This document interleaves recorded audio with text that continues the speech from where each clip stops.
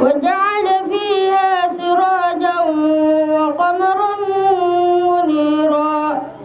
وهو الذي جعل الليل والنهار خلفة لمن أراد أن يذكر أو أراد شكورا وعباد الرحمن الذين يمشون على الأرض هونا وإذا خاطبهم الجاهلون قالوا سلاما والذين يبيتون لربهم سجدا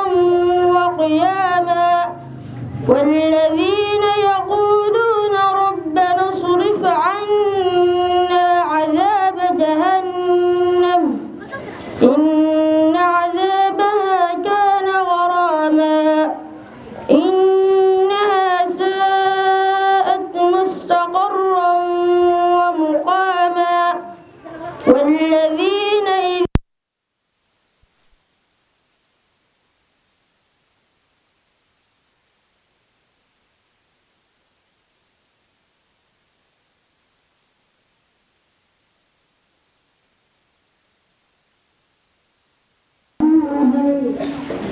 صليت بالتحفة الأقفال عن شيخ المهين بالكمال به أن ينفع الزلادة والأجر القبول والثواب أحكام النون الساكنة والطهور إما أن تستوى للتعويل هذا هو أحكامين وتمهيل لو الماء قبل أحرفي من حلق ست روح لبعض التعوفي في أول من كان وعين حائل ومدى ثالث وغير حائل شهيد بستة أتت يرون عنده وثبتت أبدا أحكام الصافي من تسقط بقدر الهجاه باني في اللعين كله الحجاه قال للعلم غير غلق وللتقى حتى ناعت قلوبهم لنحوي فمن عدم شانه لم تحوي وأجربت معنى ضمير جاني فأعربت في الهاني في الألحان ثم الثلاث مع كلام لائق على النبي أفسح الخلائق محمد والآل والأصحاب من أتقن القرآن بالإعراب وبعد فاعلم أنه لما اقتدر جنور على الكلام المقتدر وكان مطلوبا أجد الطلب من الورع حفظ اللسان عربي يفهم معاني القرآن وسنة الدقيقة المعاني ونحو أولى أولا أن يعلم إذ الكلام دونه لن يفهم وكان خير كتبه تقيرا كرازة اللطيفة الشهيرة في عربها وعشمها والروم الذى الحبر لابن الأجروم كفى أدلة بعلمها عليه وسلم بعد نزول الوحي عليه ب13 سنة وهو ابن 53 سنة إلى أين هاجر صلى الله عليه وسلم جاء إلى المدينة المنورة فاستقبله أهل الأنصار الأوس والخزرج بالفرح والسعة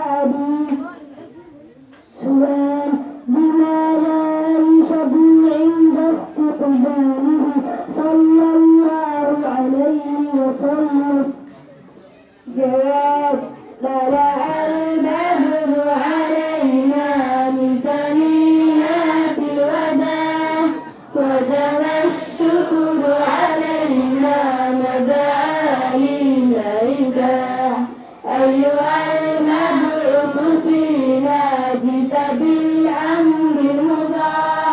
جئت شرفت المدينة مرحبا يا خير الدار قبلها وادبر حلقته ورابع تلقاها بصرة ذكر وامرأة المجانب مع الكبر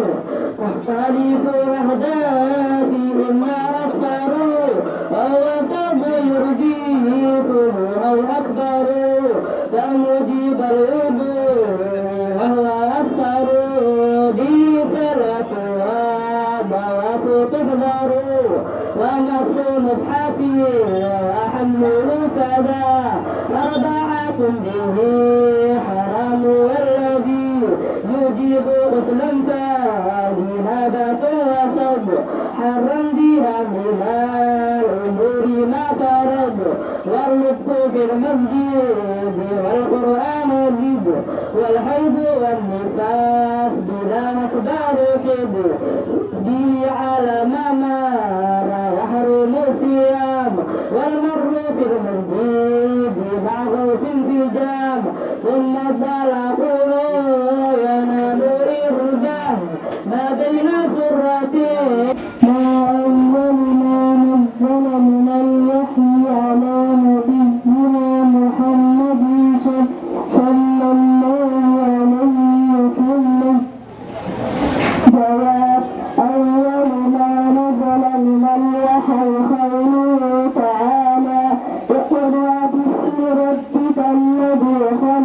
خلق الإنسان من علق اقرأ وربك الأكرم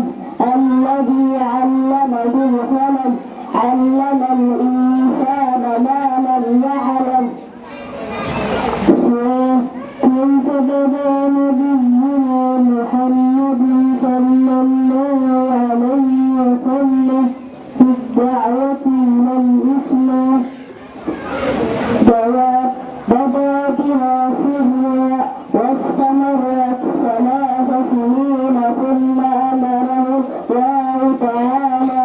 بالجهر بها سؤال من أول من آمن بنبينا قال القرآن عديم فربك لنسألنهم أجمعين عما كانوا يعملون فاصدع بما تؤمر وأعرض عن المشركين إن المستهزئين الذين يجعلون مع الله إلها آخر فسوف يعلمون ولقد نعلم أنك يضيق صدرك بما يقولون فسبح بحمد ربك وكن من الساجدين واعبد ربك حتى يأتيك اليقين صدق الله العظيم. الحمد لله رب العالمين ثم الصلاة والسلام على أشرف المرسلين ميعي وحسين عثمان علي degan ifo iskuulka madrasada waxaan ka ahay German maanta meeshan waxaan ka dhacday xaflad aad u weyn waxaa jirtay dufcadii ugu horeysay meeshan ku qalan jabanaysay meeshan waxaa la soo bilaabay sanadkii bishii 6 2018 la soo bilaabay intaas soo socotay alxamdulillah rabbil caalamiin waa meel lagu soo liibaanay meeshan markii hore waxay aan jirtay meel shaleema ah oo faasuqa oo dib badan oo muqaadaraadka lagu gado marka dambana alxamdulillah rabbil caalamiin waxay noqotay goob lagu cibaadeysto waxa laga sameeyay dugsi waxa laga sameeyay masaajid laga sameeyay gabdhaha waa gooni wiilasha waa gooni haddana waxaan noo qalan jabisay dufcad ugu horeysay qaar siiyay kuwa dambana way daba yaalaan adduun arkayso waxa waaye waa iska dhib badan tahay ilmaha markay yariin waxa loo baahan yahay in lagu tarbiyeeyo diinta haddaan lagu tarbiyeeyo diinta waxay imaanayaan inay macnaha ilmihii faraha ka baxaan qaar siiyay shaqo kor wuu dadaalay juhdi badan uu geliyay dhaqaale badan uu geliyay aqal badan la geliyay meesha waxa ka soo baxay ilmo aad u fiican ilmihii waxay meesha ku qaateen tababar aad u fiican haddana waxaan rajaynayaa inay soo bixi doonaan kuwa kale ha ahaato marka meeshan aad arkayso gabdhaha waa gooni oo macnaha waa uniformkooda waa gooni wiilasha uniformkooda waa gooni waa dufcad ugu horeysay qaran jabisay marka waxaan rajaynaynaa inay soo bixi doonaan kuwan kuwa ka sii tira badan rabbil alamin sallallahu ala nabiyina muhammad wa ala alihi wa sahbihi wa sallam awalan ilahi ma iskala subhanahu wa ta'ala thumma ilahi kadib waxaan u mahadcelinayaa waalidiinta dhammaan culamaa diinka halkan uu soo booqday waxaan u fadhinaa maanta aan u joognaa oo xalfad oo qalan jibin ah waxa weeyaan madrasada magaceeda waxa la yiraahdaa madrasatu nasrul mu'miniin aw nasrul mu'miniin litahfiid alquran alkarim bitajwid wa tarbiyat alislaamiyya lisighar walkibar alhamdulillah madrasada waxa la aasaasay 2018 bisha lixaad bisha toddobaad yaan aasaasnay alhamdulillah ilaahay fadligiis hada maanta alhamdulillah ilaahay waxaana gaarsiiyay in aruurta qaar qalan jibiyaan alhamdulillah maanta 5 wiil oo qalan jibisay madrasada dafada koowaad weeyaan hadda ugu horeysa ilmo qalan jibiyaan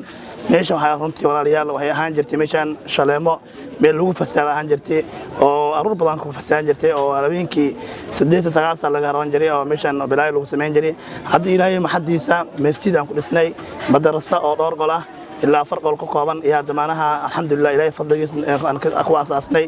ilmo badan oo ka afleen hadda ugu horeysa 5 wiil ka afleen insha Allah kadib ilaahay soo socdana kuwa kala rajaynayna inay ka aflaha doonaan madrasada waxaa joogta arday taqriiban 150 ruux kala ayaa joogta taasna ilaahay subhanahu wa ta'ala ku mahadsan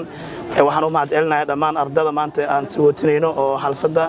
oo maana loo sameeyay dhammaan oo mahadcelinayaa waxaan leeyahay ilaahay diintiisa iyo barateen diinta loo adeego oo diinta loo faafiyo taas ayaan farayaa تحفيظ القرآن الكريم مدرسة نصر المؤمنين تحفيظ القرآن الكريم وعن أسبوع إيمان أرضيك قلن جبسي مدرسة وحن أمهدنقينا معلمين تاني شرفت له وأرضي دينا إيو